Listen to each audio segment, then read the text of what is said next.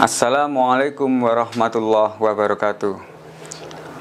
Allahumma sholli ala sayyidina Muhammadin al-Fatihil lima ughliqa wal khatimi lima sabaq nasiril haqqi bil haqqi wal hadi ila siratikal mustaqim wa ala alihi haqqa qadrihi wa miqdaril alil azim. A'udzu billahi samiil alim minasyaitonir rajim. Bismillahirrahmanirrahim. La yadurru ma'asmi syai'un fil ardi wala fis sama' wa huwas samiul alim. Amma ba'd. Yang saya hormati semua sahabat-sahabat Ansor dimanapun berada, dan yang saya hormati para pendengar rutinan kuliah 7 menit menjelang berbuka puasa yang diadakan sebagai kegiatan dari PAC Ansor Paciran. Sahabat-sahabat dimanapun Anda berada, di sini kita akan membahas terkait pentingnya kerukunan. Kerukunan dalam negeri kita dikenal dengan trilogi. Trilogi ada 3. Yang jelas tiga. Jadi trilogi ada 3. Yang pertama yaitu kerukunan umat beragama. Dalam arti di sini kita bicara agama kita masing-masing, yaitu agama Islam.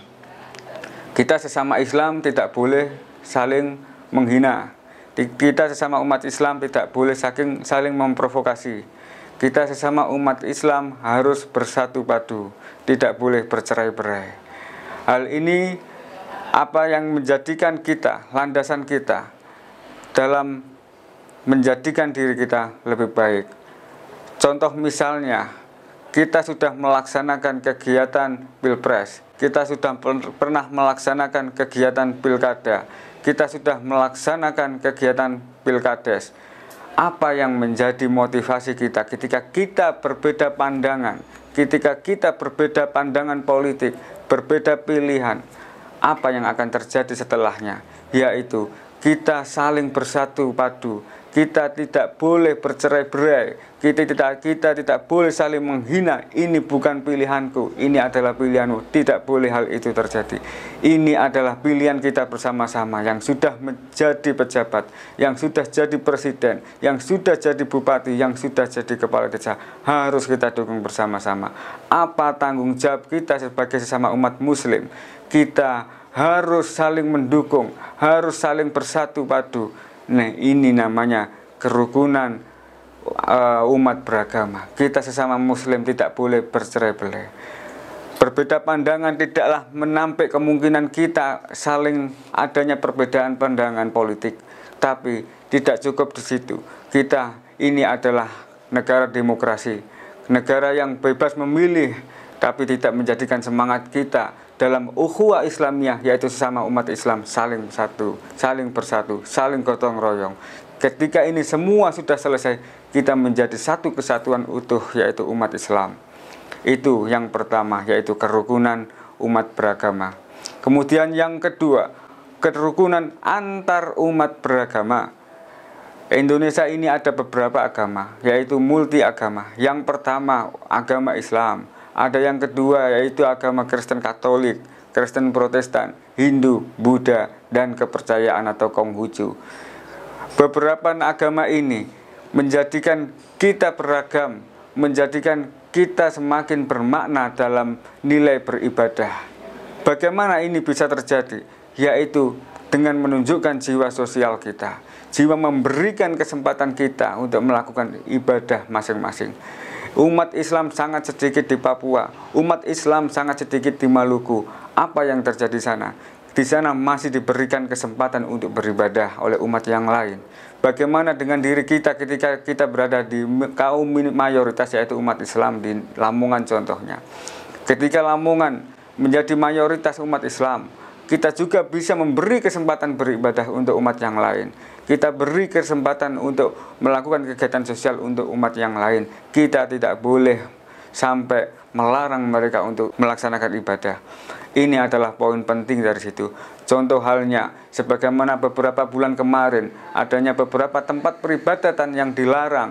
Ini kita sangat sayangkan sekali. Mengapa ini sangat dilarang? Padahal mereka juga sama-sama umat manusia yang butuh, yang dengan keyakinannya untuk melakukan ibadah. Ini yang sangat disayangkan. Harapan ini ke depan ini tidak akan terjadi lagi. Beri mereka kesempatan untuk melakukan ibadah, beri mereka kesempatan untuk melakukan kegiatan sosial. Itu yang paling penting.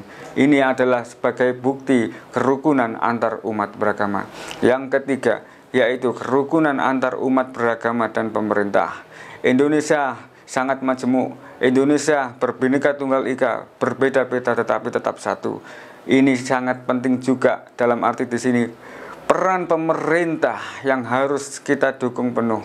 Kita sebagai masyarakat, kita sebagai rakyat di sini tidak boleh memposisikan diri untuk melawan pemerintah dengan melakukan hal-hal yang provokatif, dengan melakukan hal-hal yang negatif. Kita harus selalu memberikan apa yang menjadi yang langkah terbaik bagi pemerintah. Contoh halnya, ketika pemerintah dalam mengatasi satu bencana banjir misalnya, ini butuh duduk bersama antara pemerintah dan masyarakat.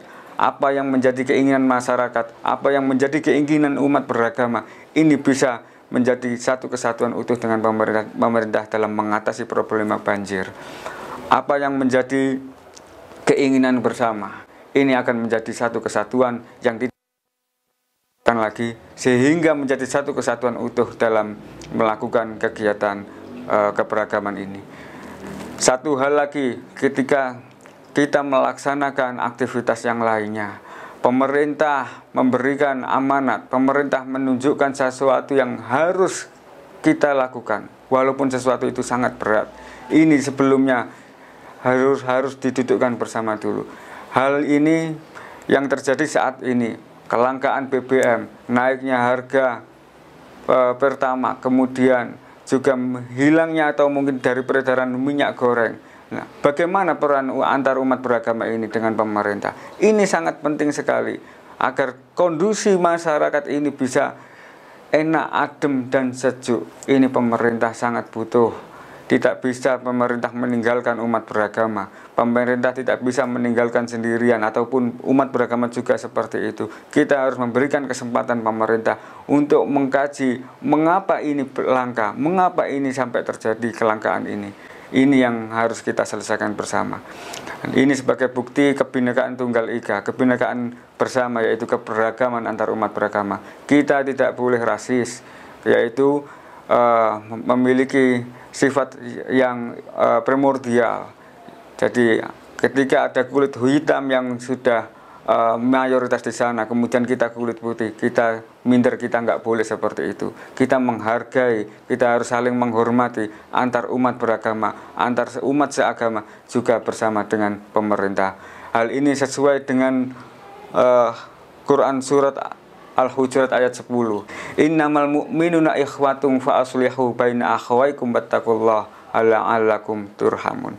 Sesungguhnya orang-orang muslim ini, mukmin ini bersaudara, bukan orang muslim. Orang mukmin ini bersaudara. Orang yang mempunyai iman ini adalah bersaudara. Ini kata-kata yang penting. Jadi ketika sesama orang yang mukmin dengan satu agama, dengan agama yang lain, ini adalah orang yang beriman, orang yang mukmin. Kita adalah bersaudara. Damaikanlah kedua saudaramu yang telah berselisih. Dimanapun ada perselisihan, ini harus kita bisa saling mendamaikan satu sama lain. Karena kita sama-sama orang yang mukmin, kita sama-sama orang yang beriman. Jadi ini adalah yang penting dalam posisi hidup kita agar bisa lebih bermanfaat, bermartabat, dan juga bisa berwibawa dalam kehidupan sosial dan bermasyarakat. Itu saja dari saya, kurang lebihnya mohon maaf. Wallahul muwaffiq ila aqwamit thoriq. Wassalamualaikum warahmatullahi wabarakatuh.